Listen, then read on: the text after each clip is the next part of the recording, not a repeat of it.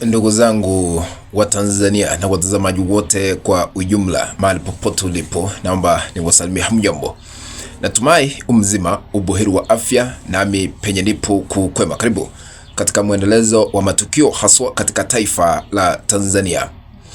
Kuna vita vikali ambavyo vimeweza kuzuka ghafla kati ya chama tawala ambacho kinaongozwa na rais wa sasa Samia Suluhu Hassan na chama kutoka mrengo upinzani ambacho kinaongozwa na Tundu Lissu ambacho kinaitwa Chadema. Ni kipi hiki ambacho kimefanyika? Tarehe 21 siku ya leo, siku ya Jumatano, mwezi wa kwanza mwaka huu wa 2026. Chadema ni chama ambacho kilikuwa kimeweka mipango maalum kusherekea na kutimiza kuadhimisha sherehe ya kumaliza miaka 33 tangu kuanzishwa kwa chama cha Chadema mwaka 1992. Sasa baada ya shughuli hiyo kuandaliwa ili kufanyika, kuna yale ambayo yaliweza kuibuka na kuleta ishara tosha kwamba kuna vita vikali ambavyo viliweza kuzuka ghafla kati ya Chadema na chama tawala cha CCM.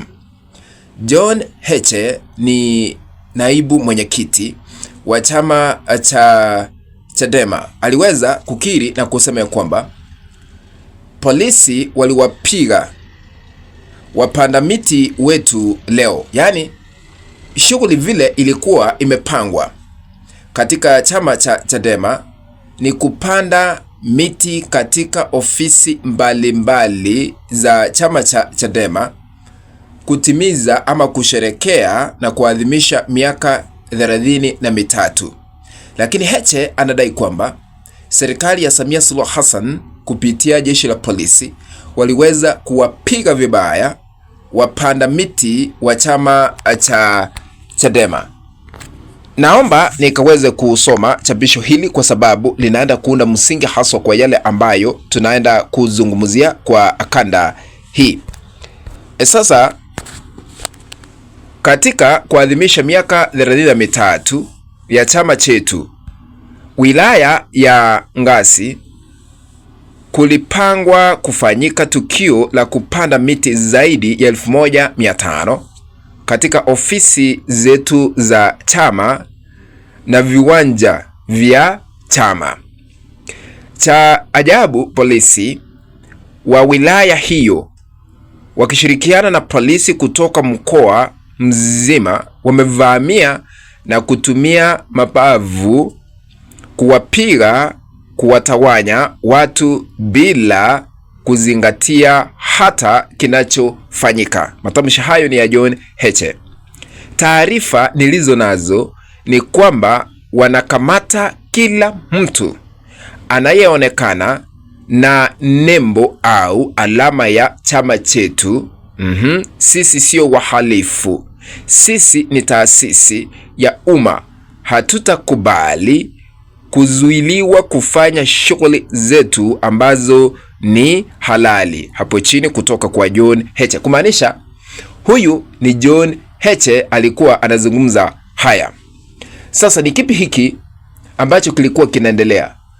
Walikuwa na shughuli ya upanzi wa miti kusherekea miaka 33 tangu kuanzishwa kwa chama cha Chadema katika taifa la Tanzania.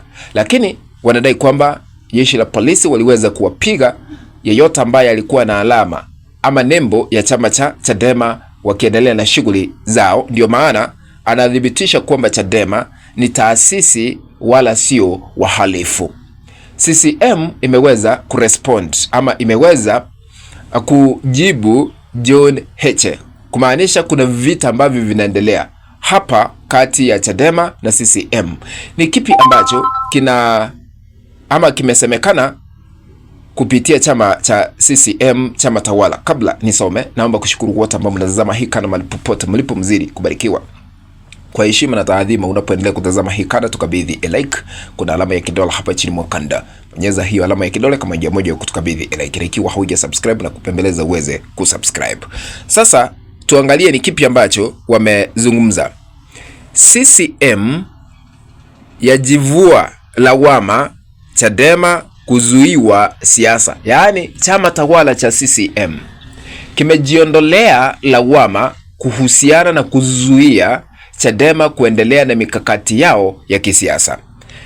Wanaendelea kusema ya kwamba Chama cha Mapinduzi CCM kimesema hakihusiki kwa namna yoyote na uamuzi wa Mahakama Kuu wa kuzuia Chama cha Demokrasia na Maendeleo Chadema kufanya shughuli zake za kisiasa. Kumaanisha wamekataa matamshi ya John Heche na kusema ya kwamba wao wanakubaliwa kuendesha siasa katika taifa la Tanzania.